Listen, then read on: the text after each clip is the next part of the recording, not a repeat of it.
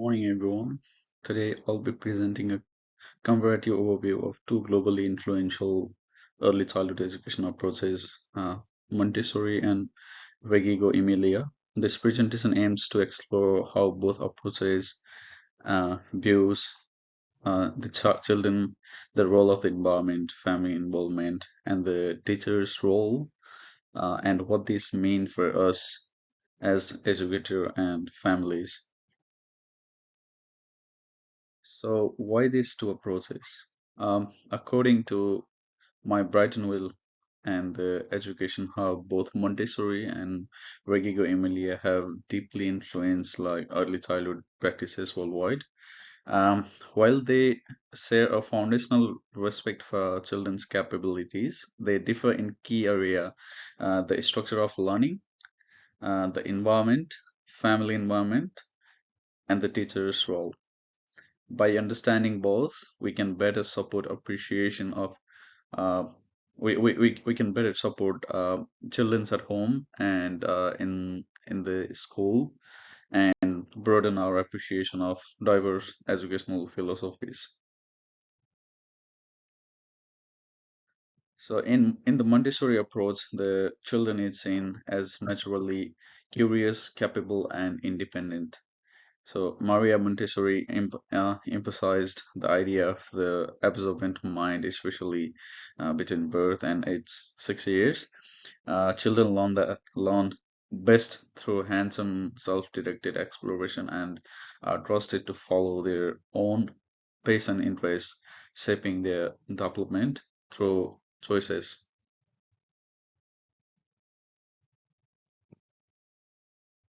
So parents uh, are considered the children's first teachers, encouraged to create a calm, orderly, and home that mirrors the learning environment.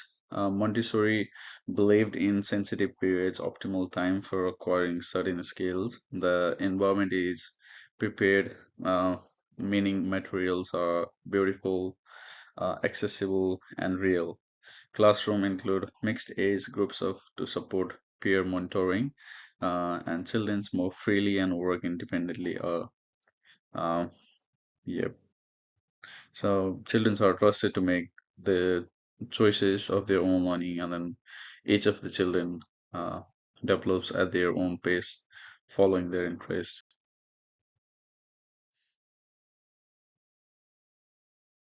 So Montessori parents development environment. So parents are the children's first teachers. They are encouraged to create calm and the home environment, and then the development is a stage-based sensitive periods for acquiring skills. It's a self-construction process. Children shape their own growth when given freedom and limits. So Montessori curriculum includes practical life, sensorial activities like maths, language, cultures, and arts, but there is no rigid timetable. Children engage in long, uninterrupted work periods. Uh, the teacher acts as a guide and observer, not a direct instructor. The motto is to follow the child, observe, wait for readiness, then gently introduce new materials which will benefit their in their learning process.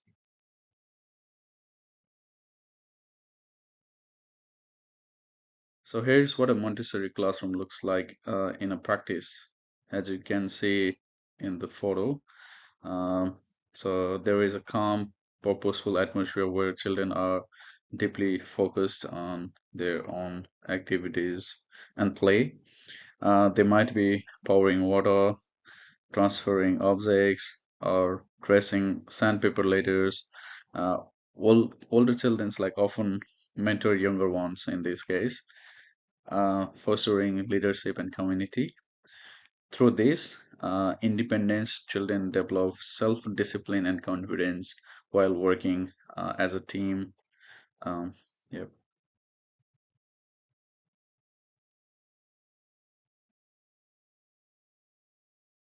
So now let's shift to Reggio Emilia approach. Children here are seen as competent, creative, and full of potential. They are active participants, not a passive learners. They express themselves in 100 languages through which can be through arts or music, or play or movement and even storytelling. Yep. So learning is viewed as a process of discovery, collaboration, and meaning making. Um, yep.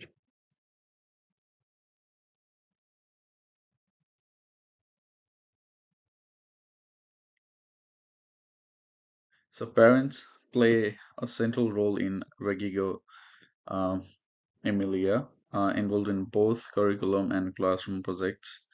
Learning emerges from relationship with peers, adults, and the environment. They say space itself is a third teacher designed to be beautiful, flexible, and filled with natural light and open-ended materials. And nature is also emphasized, like outdoor environments are integral to learning.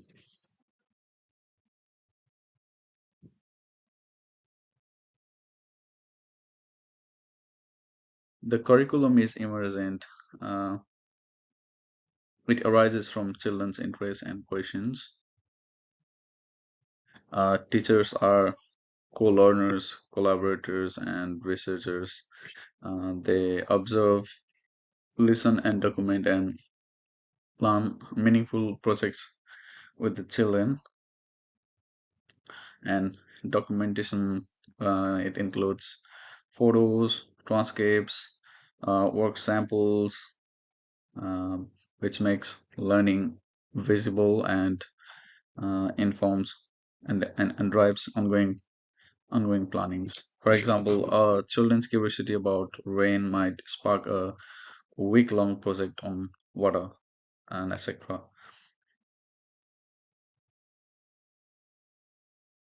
So, Regigo Emilia classroom example. So, in a Regigo classroom, you'll find a flexible display, flexible group setting where childrens reflect and share their ideas, as you can see on the photo. Uh, Projects unfold over time and are visually displayed on the walls with the quotes and photos. Parents contribute by offering material or stories, books, quotes, and photos. Uh, Photos and personal expertise like reinforcing community collaborations.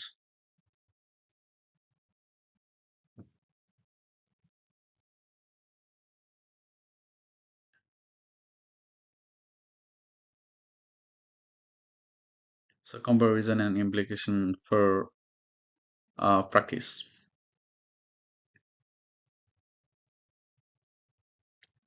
So how do these approaches compare? If you see on the table here, so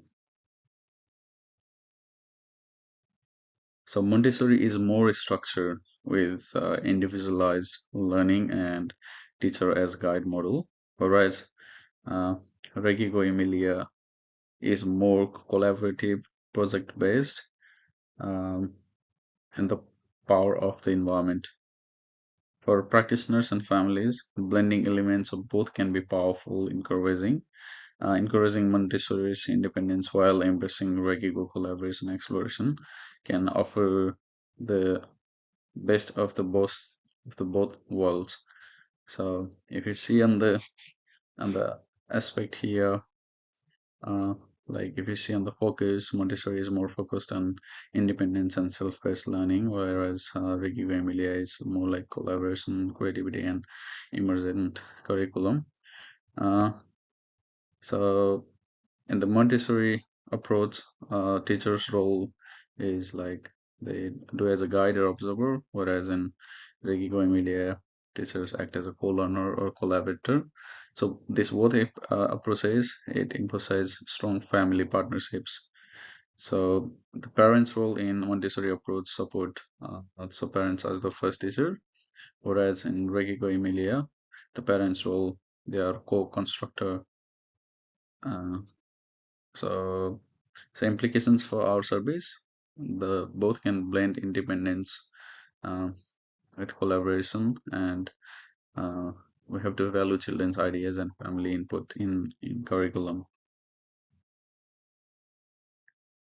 So here are some two more discussion questions. So how can we first question, how can we blend Montessori's independence with Reggio Emilia collaboration in our classroom? And question two, uh, what are what are some ways you'd like to be more involved in shaping your children's learning experience here? Take a moment to reflect. These questions can guide how we uh, co-create learning environment with families.